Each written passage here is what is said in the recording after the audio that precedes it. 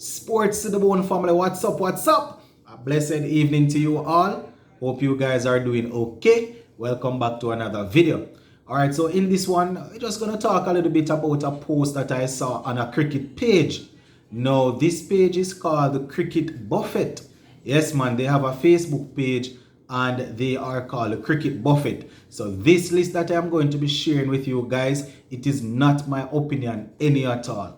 Right, I just saw it, thought it was interesting, and said that I would share it with you guys. So they went ahead and they provided a starting 11 for West Indies since 1980.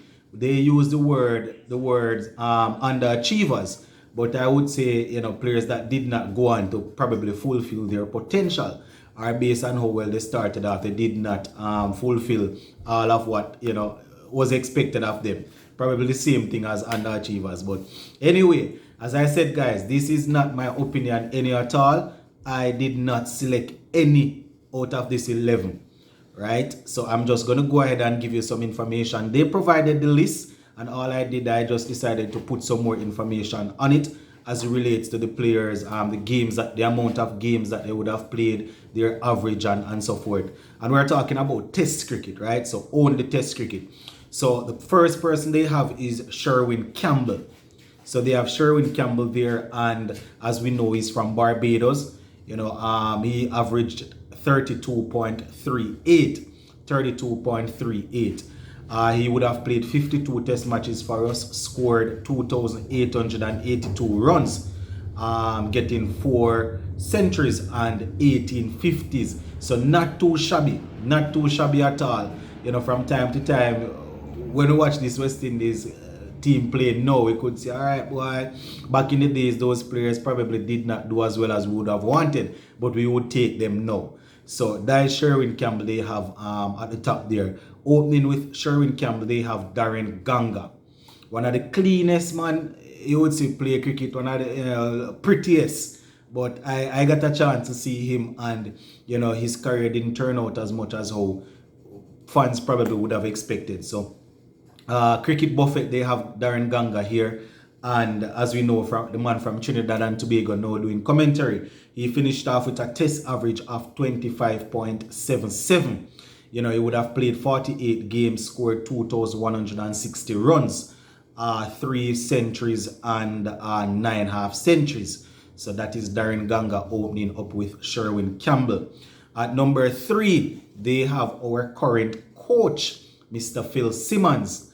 Right, as we know, another Trinidadian on the list. He would have scored 4 half centuries and 1 century in the 26 test matches that he would have played at an average of 22.26. So that is it where Phil Simmons is concerned. He's at number 3. So probably started off his career well, or based on how he looked, people thought he would have gone on to have a good test career. Sometimes players probably would have made a good ODI impact, and you believe they say, all right, they're going to transition into tests, but at the end of their career, the test records maybe were not the best. At number 4, I know this one might be a little bit controversial.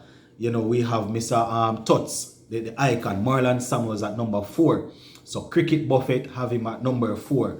And, Yardman, man from Jamaica, he would have played 71 test matches. So a lot of test matches he played for us, scoring 3,917 runs with 7 centuries and 24 half centuries, average of 32.64. So having played so many games, 71 test matches, one would have expected a bit more runs than 3,000 odd. You understand? But yeah, he definitely was a talented player, and we'll remember that he did well in white ball cricket. He was a big part of those 2 T20 titles that we won. Did well in ODI also. From time to time, as I said earlier, this is a man that we probably said that maybe left the game maybe 1 or 2 years a little bit too early. But they have him on the list at number 4. At number 5, they have Carl Hooper, the man from Guyana, one of the most classical players that would have played the game as it relates to being technically sound, looking pretty, and looking classy and thing like that. You know, man from Guyana. He played 102 matches, a lot of matches.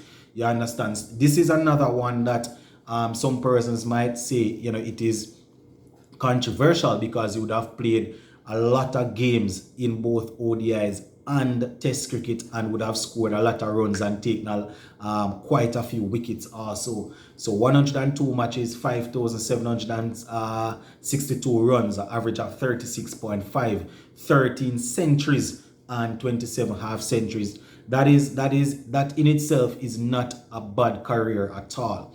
But I guess when you look at how talented or how gifted, you know, the man was, that is how he would end up on this list. Because a lot of persons wouldn't mind finishing their career having scored over 13 test centuries and 20 and a half centuries.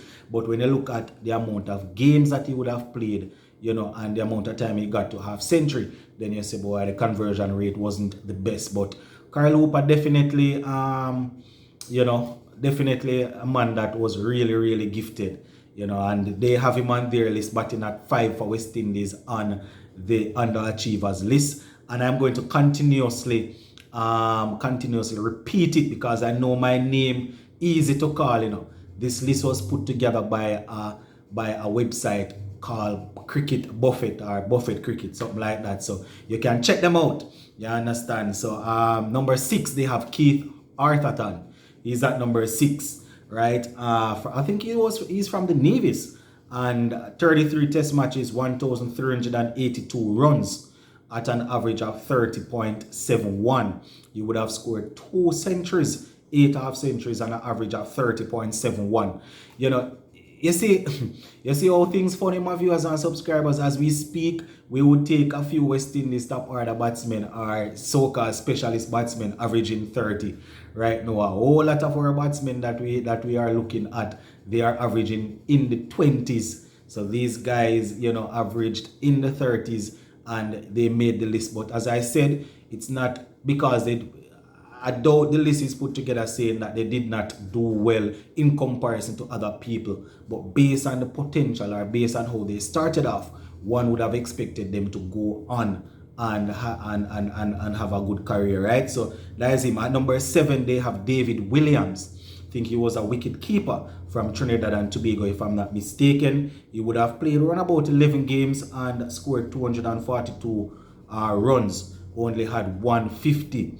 You understand? So, you know, apparently he was another man that they thought would have gone on to have a very good test career, but that wasn't the case. At number 8, they have somebody on here that is still active, but apparently his test career is over. We're talking about Mr. Sunil Narine. So they have Sunil Narine on here, and you know, as we know, Trinidad man, he would have played 6 test matches and 21 wickets to his name.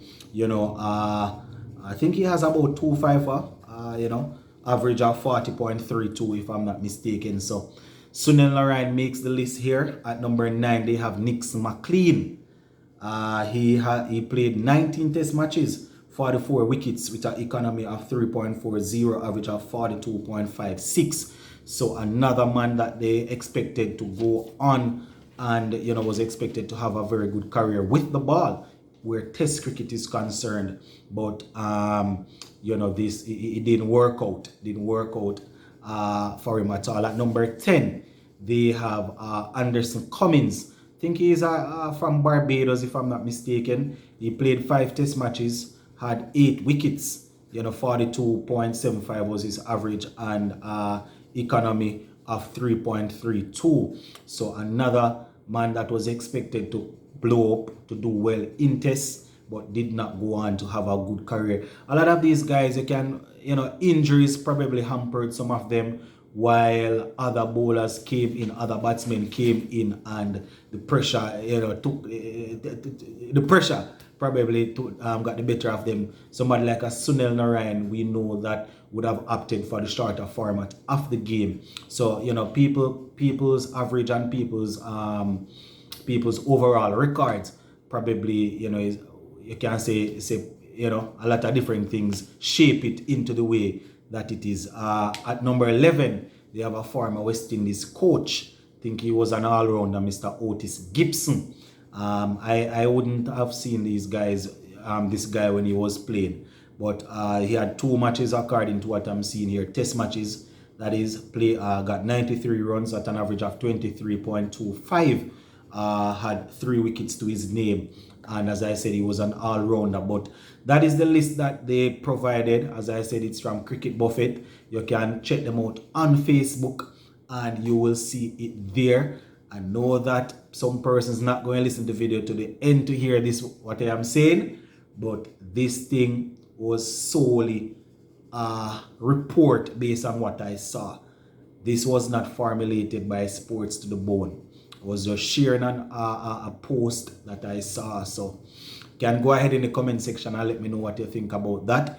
If you have another list, or if you have a list of ODI players that you want to post, you can go right ahead and post it. But we'll leave it right here for now. Zin, Sports to the Bone. Big up on yourself. Little more.